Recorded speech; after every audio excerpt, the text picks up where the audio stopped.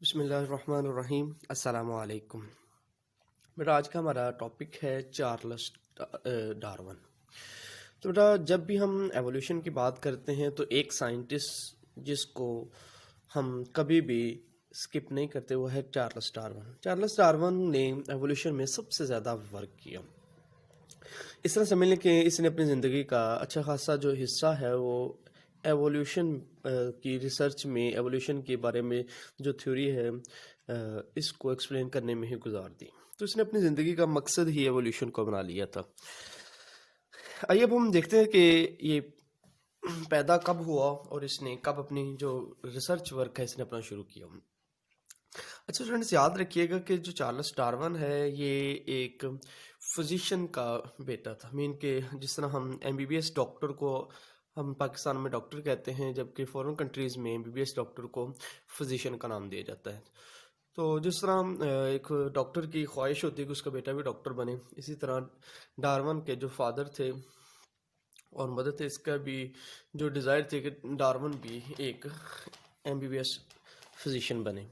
लेकिन जो Charles Darwin था इसको डॉक्टर बनने का कोई शौक नहीं था, बल्कि इसको घूमने फिरने का और चीज़ों को कलेक्ट करने का बहुत ज़्यादा शौक था। इसने अपनी ज़िंदगी में स्टार्ट वाली ज़िंदगी स्टडी वाली लाइफ में, यानी कि मैट्रिक तक, जिस तरह हम ए लेवल या ओ लेवल जो है वहाँ तक इसने इसका जो मेन हैबिट है तो ये बेटा इसका जो हैबिट था वो था कि ये मुख्तलिफ चीज़ों को कलेक्ट करता, जिस तरह कॉइन्स को कलेक्ट करना, डिफरेंट चीज़ों को कलेक्ट करने में ही इसका बहुत ज़्यादा शौक था। तो इसके पेरेंट्स को अंदाज़ा हो गया था कि ये डॉक्टर नहीं बनना चाहता, तो उन्होंने इसे कह दिया कि आप जो बनना चाहते हैं वो करें। तो फिर इसने जो है वो अपनी स्टडी की बीएस ऑनर किया, ठीक है। और इसने अपना जो स्टडी का जो लाइफ है वो भी इसने कलेक्टिंग में, मुख्तलिफ चीज़ों को ऑब्ज़र्व करने में और घूमने फिरने में ही गुजारती थी। आइए अब हम देखते हैं कि इसकी हिस्ट्री के कुछ points. Charles Darwin was born in Shrewsbury in western England में 1809 में ये पैदा हुआ। He received his BA degree from Christ College at Cambridge University in 1831। अब बेटा 1809 में ये पैदा हुआ। 1831 में इसने अपने बीए की degree Christ College at Cambridge University से हासिल की। इसके बाद चूँकि ये अब एक नेचुरलिस्ट, जो बीए की डिग्री थी वो नेचुरलिस्ट, यानी कि नेचर को ऑब्जर्व करने वाले जो साइंटिस्ट हैं उनको हम नाम देते हैं नेचुरलिस्ट का। तो उसने बीए की डिग्री नेचुरलिस्ट में हासिल की, यानी कि बीए में जो इसका सब्जेक्ट था वो नेचर था, नेचर को ऑब्जर्व कर रहा। अब उस टाइम बैरी जहाज जाते थे मुख्तलिफ जगहों पे। तो वॉयेज का मतलब होता है सफ़र, ऑफ बीगल, बीगल कहते हैं बैरी जहाज को।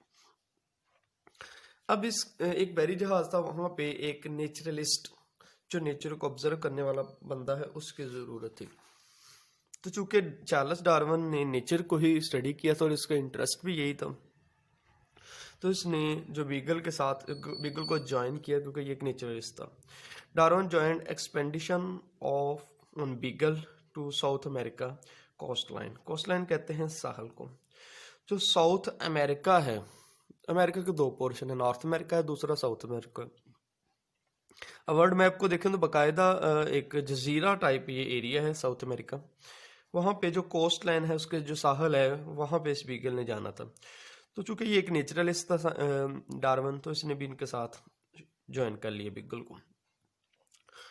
साउथ अमेरिका में जाकर इसने फ्लोरा और फाना, फ्लोरा कहते हैं प्लांट्स को,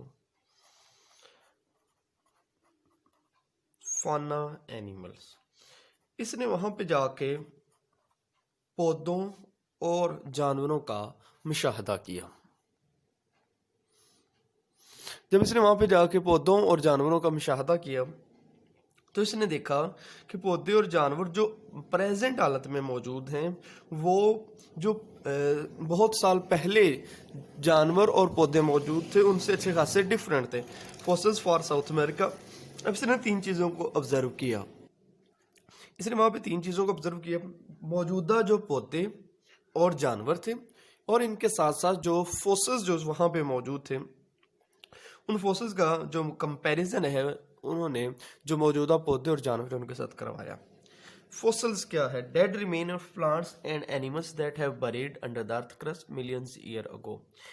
लाखों साल पहले जो जानवर और पौधे मर गए थे, वो ज़मीन के नीचे दब गए, उनकी डिकम्पोजिशन नहीं हुई, उनके जो निशानात हैं या जो बाकियात मौजूद हैं उसको हम नाम देते हैं फोसिल्स का। He found that these fossils were clearly different from modern species। इसने देखा कि जो फॉसिल हैं वो मौजूदा पौधे और जानवरों की जो स्पीशीज है उनसे डिफरेंट है। But these fossils are also distinctly South American fossils. और ये वाले जो फॉसिल्स हैं ये साउथ अमेरिकन फॉसिल्स जो है ये नॉर्थ अमेरिकन फॉसिल से डिफरेंट है। Showed resemblance to the living plants and animals. ये मुख्तलिफ तो हैं लेकिन कुछ सिमिलैरिटीज भी साउथ अमेरिका के जानदारों के साथ रखते हैं। A particular puzzling. अब एक खास पजलिंग का लफ्जी मतलब होता है हैरान कुन बात। एक हैरान कुन बात ये थी कि case of geographical distribution was फाना ऑफ गालापागोस आइलैंड। अब यहाँ पे एक जजीरा था, उसका नाम था गालापागोस आइलैंड। इसने गालापागोस आइलैंड के जानवरों और पौधों को जब ऑब्जर्व किया तो वो हैरान ही हो गया। उसकी हैरानगी की वजह ये थी कि वहाँ पे एक ही स्पीशीज के मुख्तलिफ खसूसियात रखने वाले जो जानदार मौजूद थे, तो वो बहुत ज़्यादा इसको देख के बहुत ज़्यादा हैरान था।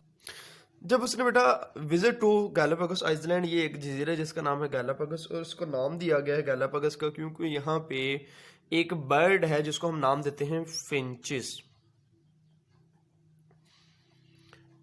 फिंचिस इस इलाके में बहुत ज़्यादा थे इस जजीरे पे, तो इस वजह से इसको नाम दे दिया गालापागोस आइलैंड का। जी बेटा, गालापागोस इज एन आइलैंड, ये एक जजीरा है near the South American coastland. South American जो साहिल समुंदर है उसके पास एक जजीरा है Galapagos. Galapagos showed the particular puzzling geographic distribution of fauna. Fauna कहते हैं